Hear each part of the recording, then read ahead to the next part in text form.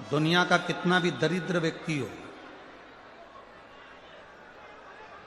चाहे दुनिया का कोई व्यक्ति ऐसा हो जिसका कभी व्यापार चलता ही नहीं हो, उसने 50 बार बदल के देख लिया, फैक्ट्री चली नहीं रही,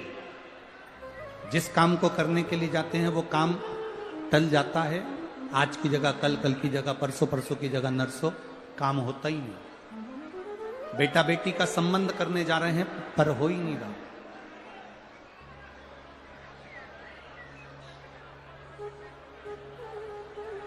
कितना भी दरिद्र से दरिद्र व्यक्ति हो, कितना भी दीन से दीन व्यक्ति हो, एक नियम वो अगर अपनी जिंदगी में बना ले,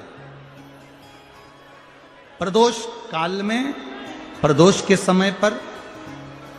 बेलपत्री के वृक्ष के नीचे एक बार जाकर नमन करना और प्रदोष काल में शंकर भगवान के मंदिर में दिया लगाना, ये दो चीजें अगर वो 3 महीना भी लगातार कर ले तो उसके जीवन में कभी कोई समस्या आ ही नहीं सकती, कोई दुख आ ही नहीं सकता। एक नियम बना, जब कोई कहते तुम्हारे जीवन में कष्ट ही कष्ट है, तब एक काम चालू करो, शिव की आराधना।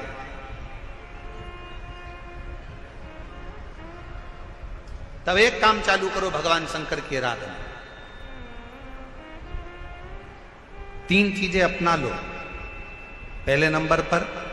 शिव जी के मंदिर में 1 लोटा जल चढ़ाना। दूसरे नंबर पर मंदिर में दिया लगा सकते हो तो ठीक है, नहीं तो एक कनेर का फूल पीला वाला, देखा है आप लोगों ने? जम के बोलो जरा। पीले कलर का कनेर का फूल एक, प्रदोष काल के समय पर अगर दीप लगा सको तो ठीक है, नहीं तो एक कनेर का फूल पीले कलर का, शिव जी के अशोक सुंदरी का स्पर्श। अशोक सुंदरी वाली जगह मालूम है ना आप लोगों को? फिर से आप समझ लें।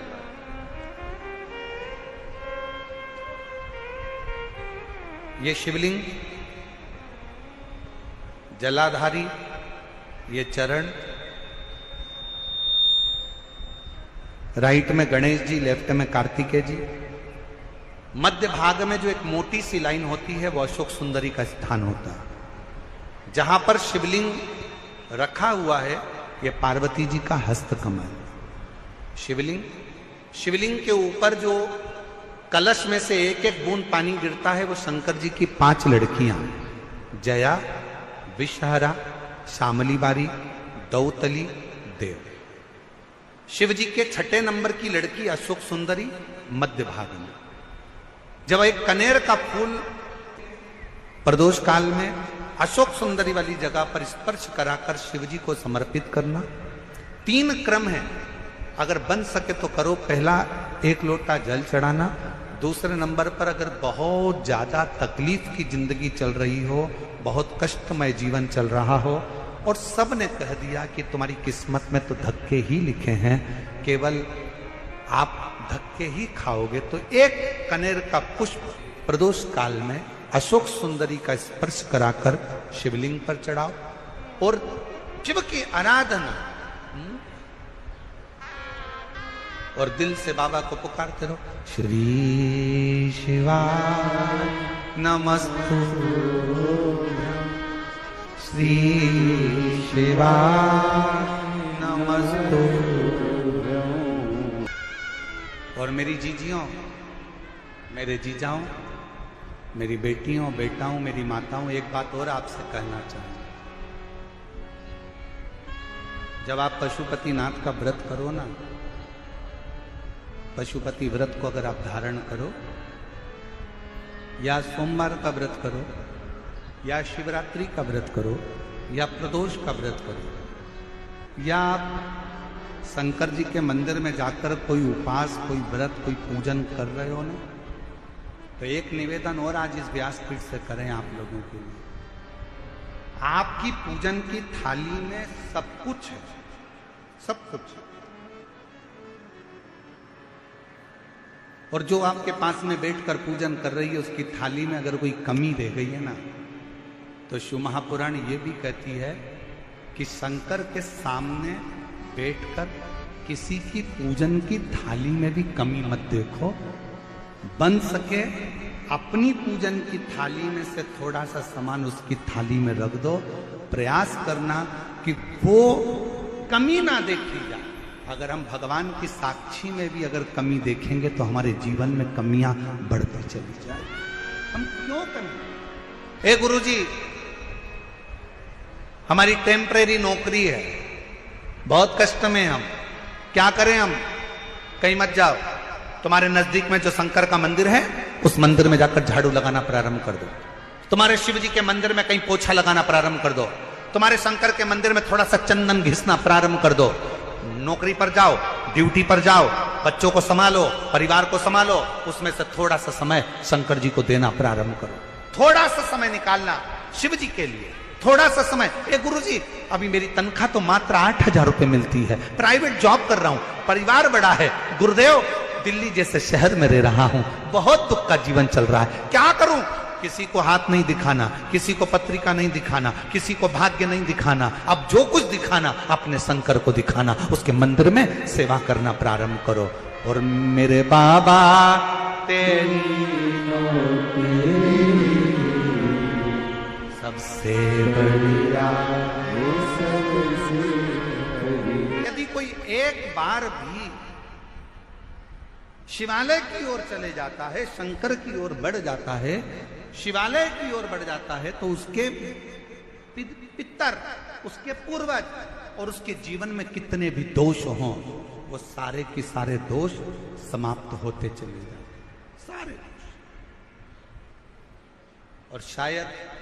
इसीलिए शिव जी पर चढ़ाया गया एक लोटा जल हमारे घर का पितृदोष हो चाहे अन्य दोष हो, वो भी समाप्त कर ले। कितना सुंदर कहा है। जब जिंदगी बहुत संघर्ष में चल रही हो, बहुत दुख का जीवन चल रहा हो, बहुत कष्ट का जीवन चल रहा हो, बहुत कष्टमय जीवन चल रहा हो, तब शमी के 5 पत्ते, शमी के 5 पत्ते एक दुर्वा के साथ एक अक्षत चावल का एक दाना, वो भी हल्दी में भिंगोया हुआ हो या केसर में भिंगोया हुआ हो, शमी पत्र 5, एक दुर्वा, एक चावल का दाना, जो दिल से हृदय से बेलपत्री के वृक्ष के नीचे पार्थिव लिंग का निर्माण कर कर मट्टी का शिवलिंग बनाकर प्रदोष काल में, मतलब शाम के समय पर शिवलिंग बनाकर उस पे जल चढ़ाकर, जो ये 5 शमी का पत्र, एक दुर्वा और एक चावल का दाना, अपनी कामना कर कर, जो दुख चल रहा है बाबा से विनय कर कर एक एक पत्ता जब समर्पित कर दे, फिर एक दुर्वा समर्पित कर दे, फिर एक चावल का दाना समर्पित कर दे और बाबा का वहीं पर पुनः विसर्जन कर दे, 3 महीना तो जाने दो, 15 दिन के अंदर वो दुख कटता जरूर है, चाहे कोई भी दुख, किसी भी तरह का दुख क्यों। एक बेलपत्र के वृक्ष की परिक्रमा करने वाले को हजारों अश्वमेध यज्ञ का फल प्राप्त हो जाता है, हजारों अश्वमेध यज्ञ का फल प्राप्त हो जाता है। उसी तरह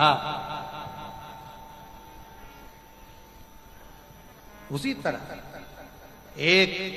पार्थिव लिंग का निर्माण करने वाले को, मिट्टी का शिवलिंग का निर्माण कर कर पूजन करने वालों को 12 ज्योतिर्लिंग के शिवलिंग के दर्शन का पुण्य फल प्राप्त। बहुत ध्यान लगाकर सुनिएगा। एक बेलपत्री और उस बेलपत्री में एक चंदन की बिंदी और एक अक्षत का दाना मात्र रखकर भी अगर शिवालय पर चढ़ा दी जाती है, एक बेलपत्री, एक चंदन का बिंदी, और चंदन फिर निवेदन करेंगे। आज के जमाने में तुम लोग सब घिसा घिसाया पड़ा पड़ाया डब्बी का सामान ले लेकर, वो नहीं, चंदन की मुठिया रखो, थोड़ा सा भी घिसो, जरा सा भी घिसो, उसकी एक बिंदी और एक चावल का दाना जब हम भगवान देवाधिदेव महादेव को समर्पित करते हैं, अपनी कामना कर कर समर्पित करते हैं, तो निश्चितता है, पुराण की कथा कहती है शंकर भगवान उसका फल शीघ्र प्रदान कर देते हैं। भले आपने कुछ करा ना करा, उसका फल तुम्हें मिल जाए। में जाना, लोटा भरकर जल समर्पित करना, और कभी तुम्हारे जीवन में अगर तुमको लग रहा है कि मैं दुखों से पीछा छूट ही नहीं रहा, तब उस जगह पर बेलपत्री के मध्य भाग में पीला चंदन, ये जो पत्ती है और ये दो पत्ती हैं, ये बड़ी पत्ती और ये बीच की जो दो पत्ती हैं, इसके बीच में जो डंडी का भाग रहता है, जो बीच में डंडी का जो भाग है, बड़ी पत्ती और ये दो छोटी पत्ती के मध्य में जो डंडी का भाग है, उस डंडी के भाग में पीला चंदन और एक अक्षत पीला शंकर भगवान को आप अगर प्रदोष काल में समर्पित कर रहे हैं, तो ये निश्चित है कि धीरे धीरे कर कर वो दुख समाप्त होगा, वो दुख कटेगा ही। प्रकट वर्णन किया गया शंकर भगवान की आराधना में, शिव की आराधना में, जब तुम्हें लगता है कि तुम्हारा व्यापार नहीं चल रहा, कोई तुम्हें धोखा दे रहा है, लक्ष्मी नहीं आ रही, बहुत चिंता में पड़े हुए हो, बहुत टेंशन में जिंदगी चल रही है, बहुत बीमारियां तुमको घेर ली है और चारों तरफ अंधेरा ही अंधेरा नजर आ रहा है, तुमने विचार करा अब मैं तो मर जाऊं तो अच्छा, मैं सुसाइड कर लूं तो अच्छा, मैं मर जाऊं तो अच्छा, तो मरने से पहले एक काम कर कर देखना, शंकर भगवान की आराधना कर कर देखना, शिव पर एक लोटा जल चढ़ा कर देखना, और ज्यादा चिंता ज्यादा टेंशन हो तो बेलपत्री के जड़ को घिसकर उसका चंदन बनाकर शंकर को लेपन कर कर उसकी भी आराधना कर कर देखना कि बेल चंदन का फल क्या। बेलपत्र, एक बेल, ये कोई साधारण नहीं, एक बेलपत्र, एक बेल, ये कोई साधारण नहीं, एक बेल। इसकी नीचे की डंडी से लेकर ये दो पत्तियां जहां लगी हैं, और दो पत्ती से लेकर ये बीच की जो पत्ती है उसमें जो गैप है, उसमें जो जगह है, दिख रही है आपको, ये दो पत्ती से लेकर बीच की पत्ती के बीच में जो जगह खाली रहती है, 33 कोटि देवी देवताओं विराजमान रहते हैं इस बीच की जगह में। जब शिव जी को चढ़ाया जाता है तब इस पत्ती के बीच की जगह शंकर के शिवलिंग पर रखा जाता है, तो शिव जी इतने प्रसन्न होते हैं कि मेरी स्तुति करने के लिए ये भक्त 33 कोटि देवताओं को लेकर आया है, मेरी स्तुति करने के लिए। लोग चावल लाए, लोग अंबारियां लाए, धन लाए, दौलत लाए, संपदा लाए, पर एक शंकर का भक्त ऐसा होता है जो एक बेलपत्री के रूप में 33 कोटि देवताओं को, 64 योगिनियों को, आदि शक्तियों को शंकर को समर्पित करता है। कितना सुंदर संवाद है, कितना सुंदर बात कही कि भूल से भी किसी तीर्थ में नहीं गए, कहीं हमने गौदान नहीं करा, कहीं हम किसी तीर्थ में नहीं गए, हमने कहीं गौदान नहीं करा, हमने कहीं ब्राह्मण भोजन नहीं कराया, हम कहीं गंगा यमुना कावेरी सरस्वती नर्मदा छिपरा पुण्यवान नदी में हम स्नान नहीं कर पाए। शिव महापुराण की कथा कहती है भूलवश भी अगर पिपलेश्वर या बटकेश्वर किसी शिवालय पर भूल से भी अगर एक लोटा जल चढ़ जाता है तो देव अधिदेव महादेव सारे तीर्थों का फल अपने आप प्रदान कर देते हैं। भूल से भी चढ़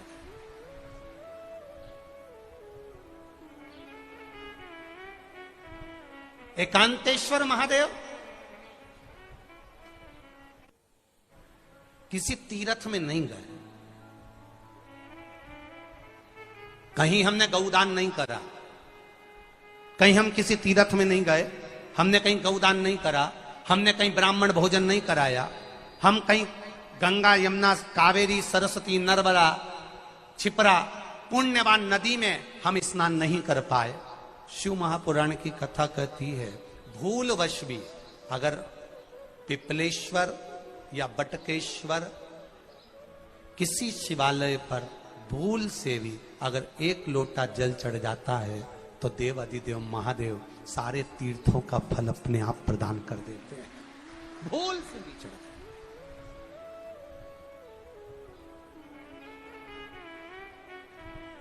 एकांतेश्वर महादेव